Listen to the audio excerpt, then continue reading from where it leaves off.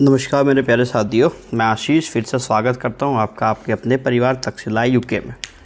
Current affair की class हमारी लगातार चल रही हैं, आप ज़रूर देखिए। अगर आपने क्लासेस देखी हो तो आपको लाभ मिलेगा, 100% आपको लाभ मिलेगा भाइयों। देखिए, मैंने कोशिश कर रहा हूं कि आपका कोई भी ऐसा मुद्दा जो पेपर के लिए बहुत ज़्यादा महत्वपूर्ण है वो ना छूट पाए, तो आप उसे ज़रूर देखेंगे। इसके अलावा देखिए, वीकली करंट अफेयर की एक क्लासेस आनी शुरू हो जाएगी, वो नेक्स्ट वीक से आएगी, जिसमें उत्तराखंड और नेशनल करंट अफेयर दोनों को अलग करने की कोशिश करी जा रही है। ठीक है, तो आप लोग देखो, इस क्लास को ज़रूर देखें भाई, मिस बिल्कुल ना करें। मैं आपसे सच में, अगर आप तैयारी कर रहे हैं तो आप ज़रूर इसे मिस ना करें। कम से कम एक क्लास आप करके देखें, अगर आपको लाभ ना मिले फिर बिल्कुल मत करना, लेकिन एक क्लास ज़रूर करना, ये आपको बहुत लाभ देगी और आपके पेपर में ज़रूर सहायक बनेगी। ठीक है, चलिए शुरू करते हैं आज की क्लास। आइए मेरे साथ।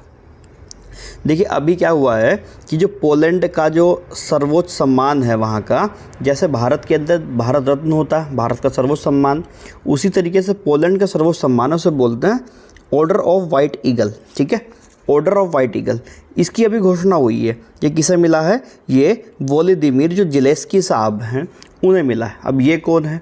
अगर आपने रूस और यूक्रेन के युद्ध के बारे में सुना होगा, तो जो यूक्रेन के उस समय वहाँ जो प्रेसिडेंट हैं वो ज़ेलेंस्की साहब हैं।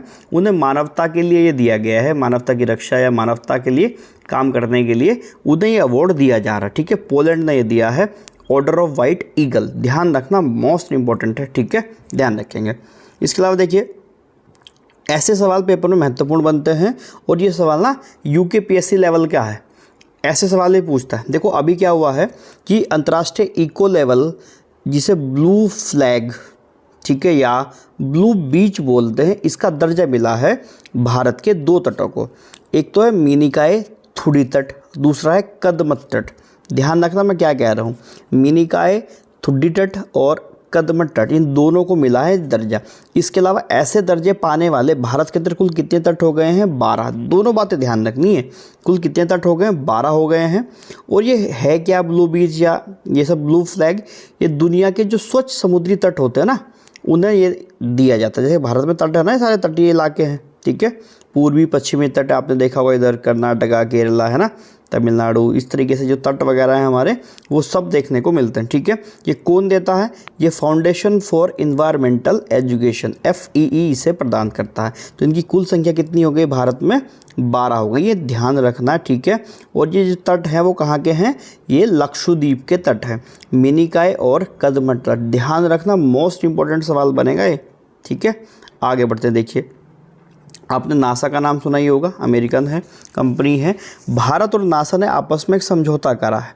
इसमें क्या होंगे कि AI जो कंप्यूटर मॉडल है, इसका इस्तेमाल करते हुए हम लोग एक पूर्वानुमान लगाने की कोशिश करेंगे, जिससे कि जो सौर तूफान वगैरह हैं, जो हमारे प्राकृतिक आपदाएं भारत में आती हैं, उसे एक तरीके से समझा जा सके और भारत में जो तबाही होती है उससे उस तबाही को होने से रोका जा सके। ठीक है, भारत और नासा ने, ये ध्यान रखना इंपॉर्टेंट हो सकता है, पूछा जा सकता है कि भारत ने किस देश के साथ, नासा यानी कि अमेरिकन कंपनी, USA, तो ये ध्यान रखना दोनों बातें। ठीक है, इसके अलावा देखिए, दीपिका मिश्रा, ये इंपॉर्टेंट सवाल हो सकता है, मोस्ट इंपॉर्टेंट कैटेगरी में डाल देना इसे भैया, कि जो दीपिका मिश्रा है इन्हें अवार्ड मिला है, यानी कि वायुसेना पुरस्कार से सम्मानित होने वाली प्रथम भारतीय अधिकारी, प्रथम भारतीय महिला अधिकारी कौन बनी है?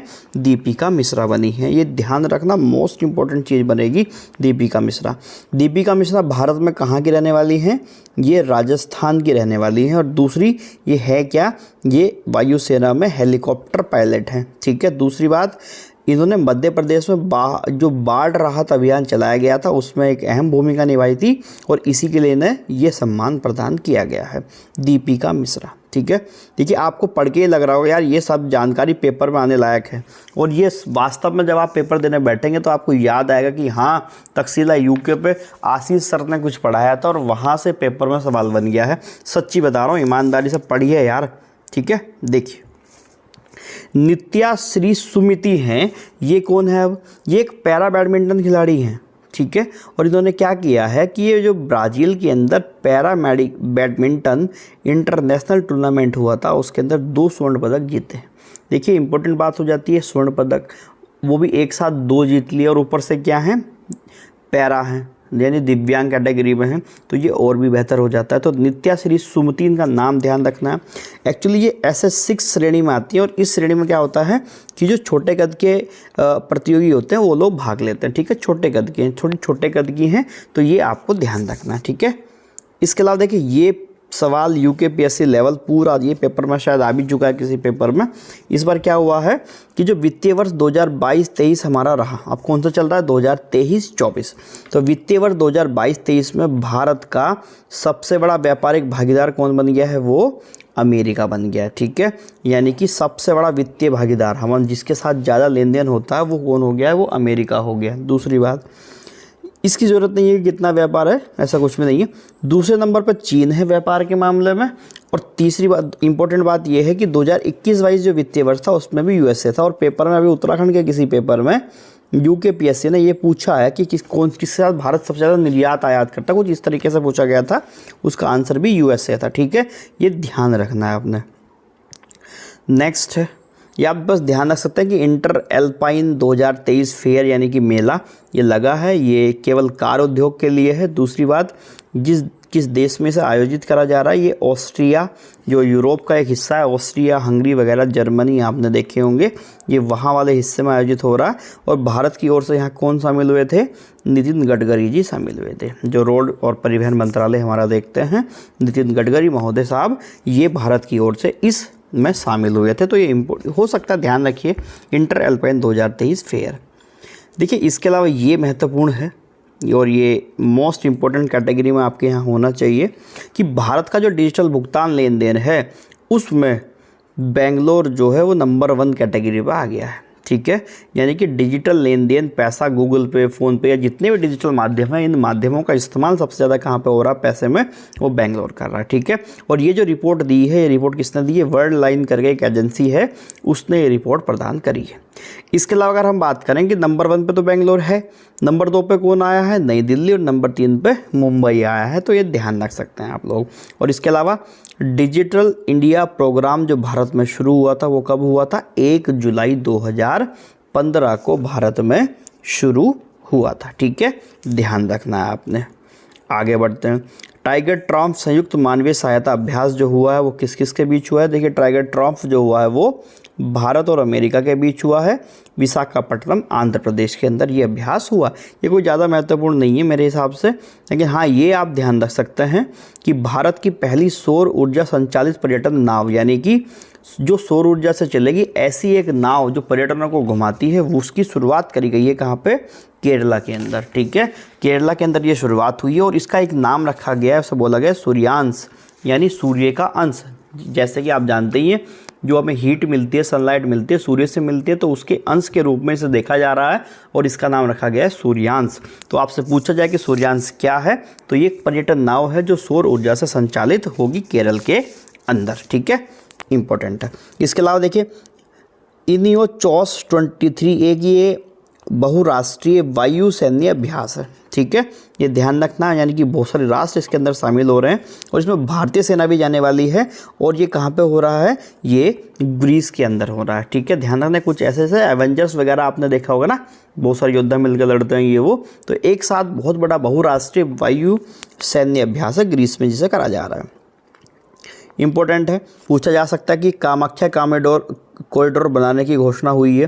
देखिए कामाख्या कॉरिडोर बनाने की घोषणा किसने करी है, ये असम की जो सरकार है उसने करी है। ये जैसी वैसी एक घोषणा है जैसे काशी विश्वनाथ कॉरिडोर बन रहा है कहाँ पर, वाराणसी के अंदर, ठीक है, जहाँ के सांसद माननीय प्रधानमंत्री महोदय जी हैं। इसके अलावा देखिए असम के साथ कुछ 3-4 बातें जुड़ती हैं, महत्वपूर्ण हैं और ये पेपर में बनने लायक है। देखिए गुवाहाटी में बिहू जो यहाँ का एक नृत्य है उसके प्रदर्शन ने गिनीज वर्ल्ड रिकॉर्ड बनाया है। इसमें 11,000 नर्तक या 11,000 ढोलिये कुछ इस तरीके से आए थे, तो ये ध्यान रखना है। दूसरी बात, पहला बोडोलैंड अंतर्राष्ट्रीय ज्ञान महोत्सव ये भी कहाँ पर आयोजित हुआ है, असम के अंदर आयोजित हुआ है, पहला बोडोलैंड। इसके अलावा पूर्वोत्तर के पहले यूनानी चिकित्सा क्षेत्रीय केंद्र का उद्घाटन भी कहाँ पे हुआ है, असम के सिलचर में हुआ है। कितनी इंपॉर्टेंट बात असम के साथ है। देखिए ये सब बातें, मान लिया आप कामाख्या कॉरिडोर पढ़ते हैं, असम के साथ, उसके साथ 3-4 जुड़ी हुई बातें और आपको मिल जाती हैं, तो आप अपनी एक समझ डेवलप करते हैं। और बताइए कहाँ से पेपर में आएगा यार, जब हम लोग सब कुछ तैयार कर लेंगे। तो मेरी तरफ से मुझे ऐसा लगता है कि उम्मीद रहेगी कि पेपर में हम लोग बहुत अच्छा प्रदर्शन कर पाएंगे। ठीक है, देखो इसके अलावा देखिए पूर्वोत्तर का सबसे बड़ा बहुउद्देशीय इंडोर स्टेडियम बनाने वाले हैं कहाँ पे, शिलोंग में। शिलोंग किसकी राजधानी है, मेघालय की। ठीक है, ये भी ध्यान रखना कि पूर्वोत्तर का सबसे बड़ा बहुउद्देशीय इंडोर स्टेडियम बनने वाला है। ठीक है, इसके अलावा देखिए यहीं पे अगर मैं आपसे बात करूं कि ये हरून एक कंपनी है, इसने अपनी ग्लोबल यूनिकॉर्न इंडेक्स जारी किया है, जिसमें पहले नंबर पर किसे रखा गया है, अमेरिका को रखा गया है। ठीक है, अमेरिका के साथ 2-3 बातें और जुड़ जाती हैं कि एक नीली वेदापुरी करके महिला है, जिन्हें यूएस इंडिया टास्क फोर्स में शामिल किया गया है। यूएस इंडिया टास्क फोर्स में नामित किया गया है। और तापमान वृद्धि करने में जिस देश का सबसे ज़्यादा योगदान है वो कौन है, वो अमेरिका ही है। अमेरिका ने इस ग्लोबल वार्मिंग को सबसे ज़्यादा बढ़ाया है, ऐसा रिपोर्ट्स में कहा गया है। ठीक है, ये आपको ध्यान रखना है। इसके अलावा देखिए पीएम जो फसल बीमा योजना है, इसका जो कार्यान्वयन हुआ है इस दुनिया भारत में, उसमें इस बार कर्नाटक जो है वो पहली पोजीशन पे है। ये आपको ध्यान रखना, मोस्ट इम्पोर्टेंट बात है। ठीक है, कर्नाटक पहली पोजीशन पे, किस पे, पीएम फसल बीमा योजना के क्रियान्वयन पे। इसके अलावा अभी आपने देखा था कि डिजिटल लेन देन पे बेंगलोर नंबर 1 पे था, जो कर्नाटक बेंगलोर है ना, बेंगलोर कर्नाटक में ही पड़ता है। तो ये भी इंपॉर्टेंट बात है कि डिजिटल लेन देन में भी बेंगलोर नंबर 1 पे है। इसके अलावा देखिए ये मोस्ट इंपॉर्टेंट चीज़ है भैया कि चुनाव आयोग ने कर्नाटक से पहली बार वोट फ्रॉम होम की शुरुआत करी है, यानी कि आप अपने घर से ही वोट डाल सकते हैं। इसकी शुरुआत भी कहाँ से हो रही है, कर्नाटक से। आप कहोगे जी ये तो बहुत बढ़िया है, वोट फ्रॉम होम हो जाएंगे, लेकिन ये आपको ध्यान रखना है ये सब लोगों के लिए सुविधा उपलब्ध नहीं है। या तो आपकी एज क्या हो, 80 साल से ज़्यादा हो, दूसरे या पे आप फिजिकल हैंडीकैप यानी कि दिव्यांग कैटेगरी में आते हैं। ठीक है, तो 2 लोग क्या कर सकते हैं, वो वोट फ्रॉम होम कर सकते हैं। जैसे वर्क फ्रॉम होम चला था कोरोना में, ऐसे ही वोट फ्रॉम होम चलाया गया है कर्नाटक में पहली बार। तो ये मोस्ट इंपॉर्टेंट सवाल है, ध्यान रखना। इसके अलावा भारत का पहला 3D प्रिंटेड डाकघर भी कहाँ पे बनाया गया है, बेंगलुरु में। भारत का पहला 3D प्रिंटेड डाकघर बेंगलुरु में बनाया गया है, ये भी ध्यान रखना है बेंगलोर के साथ। इसके अलावा पीएम मोदी ने कर्नाटक में ही इंटरनेशनल बिग कैट्स अलायंस शुरू किया है। ठीक है, ये भी मोस्ट इंपॉर्टेंट है भाई, मोस्ट इंपॉर्टेंट डाल देना कि बिग कैट अलायंस शुरू किया गया और नेपाल इसके संस्थापक सदस्यों में शामिल कर लिया गया। ये ध्यान रखना, मोस्ट इंपॉर्टेंट है, सवाल बनेगा यहाँ से। और इसकी शुरुआत बांदीपुर टाइगर रिजर्व से करी गई है। इसके अलावा ये जो इंटरनेशनल बिग कैट्स अलायंस शुरू करा गया है, ये जो भारत का प्रोजेक्ट टाइगर था उसके 50 साल पूरे होने पर शुरू करा गया है। और इसका मतलब ये प्रोजेक्ट टाइगर कब शुरू करा गया था, ये 1973 में करा गया था। ये ध्यान रखना, बहुत इंपॉर्टेंट सवाल बनेंगे। ठीक है, इसके अलावा इंडिया जस्टिस रिपोर्ट 2022, इसके अंदर भी कर्नाटक पहले नंबर पे आया है। देखिए कर्नाटक आपने जिक्र किया और कर्नाटक से इतनी सारी बातें आपको पता चल गई, वो सारी मोस्ट इंपॉर्टेंट है, और क्या चाहिए यार। तो इसलिए अगर आपको वीडियो अच्छी लग रही हो, इन्फॉर्मेटिव लग रही हो, तो वीडियो को शेयर ज़रूर करें, अपने दोस्तों तक ज़रूर पहुंचाएं। और अगर आपने चैनल सब्सक्राइब नहीं किया है तो देखिए प्लीज़ एक मेरा एफर्ट जो हम लोग कर रहे हैं उसके लिए चैनल को सब्सक्राइब ज़रूर कर दें। देखिए आप लोगों के लाइक या सब्सक्राइबर से ही हमें ऐसा लगता है कि शायद जो भी हम काम कर रहे हैं उसमें कुछ वास्तव में कुछ लोगों को लाभ हो पा रहा है। ठीक है, या हम लोग कुछ अच्छा कर रहे हैं ये पता चलता है। तो आप कृपया करके जो लोग भी वीडियो देख रहे हैं और आपने लाइक नहीं किया है वो ज़रूर लाइक करते हैं यार। दूसरी बात ये है कि कर्नाटक ने ही जो संतोष ट्रॉफी होती है क्रिकेट में, उससे 54 साल के बाद जीता है। हालांकि इतनी इंपॉर्टेंट बात नहीं है, लेकिन बाई चांस कभी दिमाग घूमा तो कर्नाटक से ये सवाल बनाया जा सकता है। इसके अलावा देखिए नोट करके मैंने यहाँ पर डाला है कि जो मनरेगा है, मनरेगा के तहत श्रम दिवस उत्पादन में नंबर 1 पे कौन रहा है, वो राजस्थान रहा है श्रम दिवस उत्पादन में। और राजस्थान में दुनिया का 3रे नंबर पे है और भारत का दूसरा सबसे बड़ा क्रिकेट स्टेडियम बनने वाला है। पहले नंबर का कहाँ पे, गुजरात में है। ठीक है, और ये नरेंद्र मोदी स्टेडियम जो है दूसरा बनेगा राजस्थान के अंदर। इसके अलावा देखिए आज के लिए इतनी ही बातें इसमें, आई थिंक आपको कुछ हेल्पफुल लगी होगी, आपके किसी ना किसी काम आएगी। अगर आपको इसकी पीडीएफ चाहिए तो कृपया करके मुझे कमेंट सेक्शन में ज़रूर बता देंगे सर पीडीएफ भी आप उपलब्ध करवा दो, फिर मैं उसे देखता हूँ कि कैसे वो आप तक पहुँचाई जा सकती है।